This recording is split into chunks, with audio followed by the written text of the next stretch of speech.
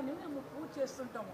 అది నిత్యాభిషేకం చేయడం మాకు ఏదైనా రోజు అభిషేకం చెయ్యాలి అది చెయ్యాలి. నువ్వు స్నానం చేస్తున్నావు కదా, నువ్వు రోజు స్నానం చేస్తున్నావు కదా, నువ్వు 3 పూటలు స్నానం చేస్తున్నావు కదా, నువ్వు 3 పూటలు ప్రసాదం స్వీకరిస్తున్నావు కదా, మళ్ళీ భగవంతుడికి 3 పూటలు చేయాలి.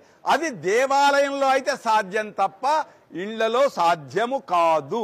కనుక నీకు ఎప్పుడు వీలైతే అప్పుడే ఆ ఆనందాన్నే భగవంతుడు నీకు పంచుదువుగాక. అందుకే గొప్పది దీన్ని ఏమంటావు ఇప్పుడు మీరు అడిగిన ప్రశ్నకు గొప్పది. రేపు వచ్చేది శివరాత్రి, ఒక్క పొద్దు అని పల్లెలలో.